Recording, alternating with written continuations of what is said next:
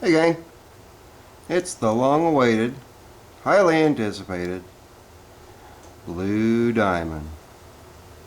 Got her all cleaned up now, just for this video.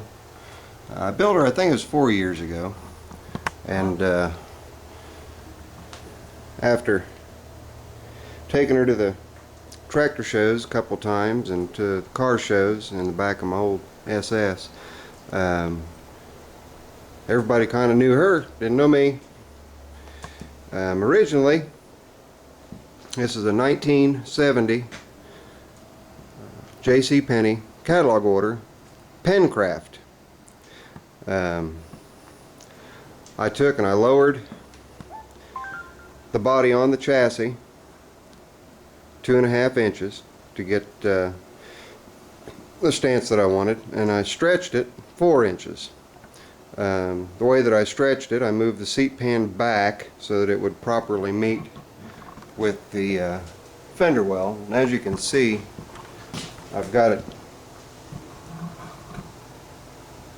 that's as far in as I can get my finger, so right to the bed of my nail. And you can see that hole right there, that fender was a little over 2 inches forward of that, and of course sitting up quite a bit higher. It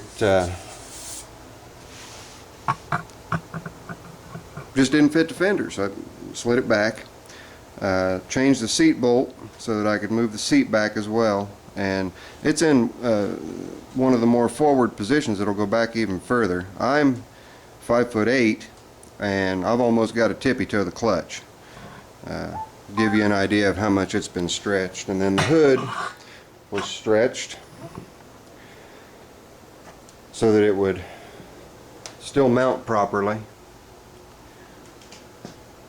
and to get a low sleek look that I was looking for. You can see the decals, blue diamond. It's done on both sides. My phone's going nuts. I did the British racing stripes. Did it down the hood, carried it over into the seat. That's diamond plate vinyl, and then over, down and around to the back of the seat, so that when you pan back here, the lines, they just all line up, as you can see. All the diamond plate is hand cut and applied. The shifter quadrant, the gunmetal gray piece there was at one time, and I can't reach it right now, at one time there were these two huge fins that came up on either side of the shifter. Now mind you, the shifter is right now 2.5 inches higher than what it would have been in stock form.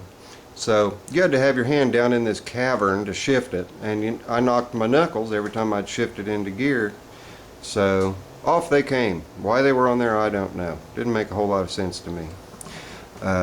She's pull start only, old school. You can see the shine on the paint. I know a lot of you won't believe me, but that was done with spray cans.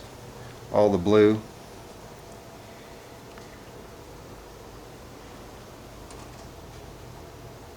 And hand cut all the diamond plate, hand formed diamond plate over the clutch pedal,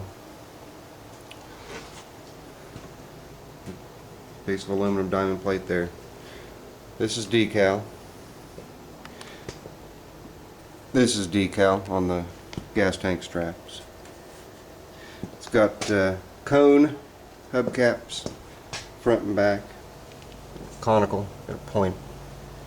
And they came from Indianapolis. I think I only gave 20 bucks for those hubcaps. See, the dash is very simple.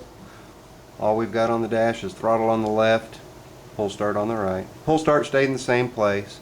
It did have a lever accelerator cable. I took that out and put a push-pull, just cleaned it up a little bit. Because typically, when I'm off of it and showing it, everything looks kind of symmetrical.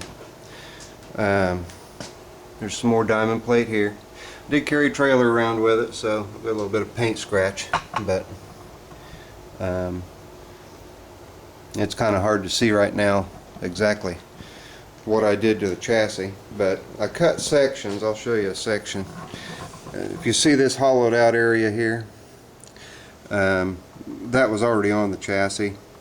The way that I lowered the body down on the chassis was the areas that the body was getting in the way due to these protrusions on the chassis. I just cut them out, and then I sectioned the body itself over the axle so that I could set the body down. I really don't know what else to tell you guys. 8-horse Briggs and Stratton pull start. The muffler is Harley Davidson Screaming Eagle pipe. I use them on a lot of my different applications. Like there's another Screaming Eagle pipe on the old Squire, and of course the engine compartment's done and clean, and it's a good strong running little 8-horse. Usually starts first pull. Of course it'll make a liar out of me tonight. Everything's painted inside and out. You can see where it could have had headlights. When I got it, it did not have headlights in it. I had square ones to put in. I thought, nope, I'm just going to go ahead with that piece of diamond plate on there. You see the wires, and see here I've got an accessory, and then over here is a switch. I had blue neon lights on it, so at nighttime looked pretty cool. No lights on it now though, they got ripped out. I guess I'll set the tripod up and go ahead and start it. I came up with this idea. I didn't want the typical flapper, so there's a it's kind of hard to see down in there.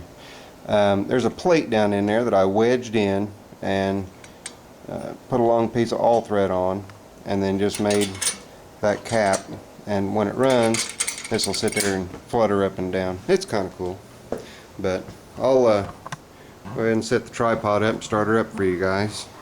Hopefully she'll start first pull. But as we know, those kinds of things just never happen the way we plan them.